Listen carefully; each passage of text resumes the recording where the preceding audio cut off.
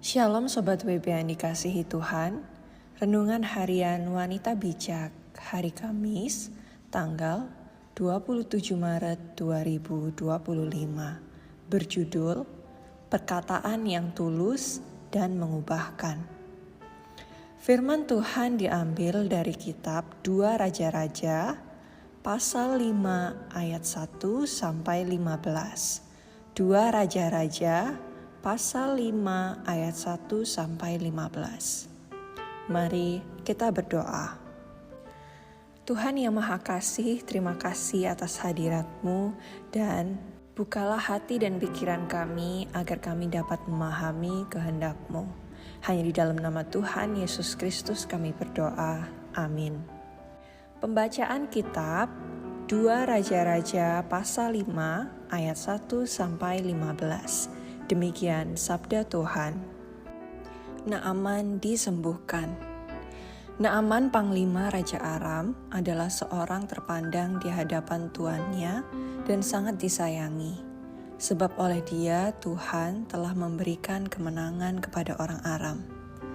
Tetapi orang itu seorang pahlawan tentara sakit kusta. Orang Aram pernah keluar bergelombolan dan membawa tertawan seorang anak perempuan dari negeri Israel. Ia menjadi pelayan pada istri Naaman. Berkatalah gadis itu kepada nyonyanya, "Sekiranya tuanku menghadap nabi yang di Samaria itu, maka tentulah nabi itu akan menyembuhkan dia dari penyakitnya."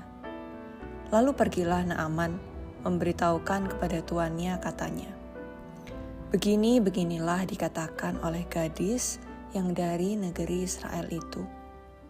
Maka jawab Raja Aram, "Baik, pergilah dan aku akan mengirim surat kepada Raja Israel." Lalu pergilah Naaman dan membawa sebagian persembahan 10 talenta perak dan 6.000 shikal emas dan 10 potong pakaian. Ia menyampaikan surat itu kepada Raja Israel yang berbunyi, "Sesampainya surat ini kepadamu, maklumlah kiranya bahwa aku menyuruh kepadamu Naaman, pegawaiku, supaya engkau menyembuhkan dia dari penyakit kustanya." Segera sesudah Raja Israel membaca surat itu, dikoyakannya lah pakaiannya serta berkata, "Allahkah aku ini yang dapat mematikan dan menghidupkan?" Sehingga orang ini mengirim pesan kepadaku supaya aku sembuhkan seorang dari penyakit kustanya. Tetapi sesungguhnya perhatikanlah dan lihatlah, ia mencari gara-gara terhadap aku. Segera sesudah didengar Elisa abdi Allah itu bahwa Raja Israel mengoyakkan pakaiannya, dikirimnyalah pesan kepada raja bunyinya, "Mengapa engkau mengoyakkan pakaianmu? Biarlah ia datang kepadaku supaya ia tahu bahwa ada seorang nabi di Israel." Kemudian datanglah Naaman dengan kudanya dan keretanya, lalu berhenti di depan pintu rumah Elisa. Elisa menyuruh seorang suruhan kepadanya mengatakan, "Pergilah, mandi 7 kali dalam sungai Yordan, maka tubuhmu akan pulih kembali, sehingga engkau menjadi tahir." Tetapi pergilah Naaman dengan gusar sambil berkata, "Aku sangka bahwa setidak-tidaknya ia datang keluar dan berdiri memanggil nama Tuhan Allahnya, lalu menggerak-gerakkan tangannya di atas tempat penyakit itu, dan dengan demikian menyembuhkan penyakit kustaku. Bukankah Abana dan Parpar, sungai-sungai Damsyik, lebih baik dari segala sungai di Israel? Bukankah aku dapat mandi di sana dan menjadi tahir?" Kemudian berpalinglah ia dan pergi dengan panas hati. Tetapi pegawai-pegawainya datang mendekat serta berkata kepadanya, "Bapak, seandainya nabi itu menyuruh perkara yang sukar kepadamu, bukankah Bapak akan melakukannya? Apalagi sekarang ia hanya berkata kepadamu, 'Mandilah, dan engkau akan menjadi tahir.'" Maka turunlah ia, membenamkan dirinya 7 kali dalam sungai Yordan, sesuai dengan perkataan abdi Allah itu. Lalu pulihlah tubuhnya kembali seperti tubuh seorang anak dan ia menjadi tahir. Kemudian kembalilah ia dengan seluruh pasukannya kepada abdi Allah itu. Setelah sampai, tampillah ia ke depan Elisa dan berkata, "Sekarang aku tahu bahwa di seluruh bumi tidak ada Allah kecuali di Israel." Karena itu terimalah kiranya suatu pemberian dari hamba-Mu ini. Demikian sabda Tuhan, berbahagialah mereka yang mendengarkan firman Tuhan dan melakukannya. Haleluya. Sobat WB yang terkasih, apa yang diusulkan oleh pelayan istri Naaman saat dia tahu tuannya mengalami sakit? Kemudian apa yang terjadi pada Naaman setelah melakukan apa yang diperintahkan Elisa? Dan apa yang dikatakan Naaman setelah sembuh dari kustanya?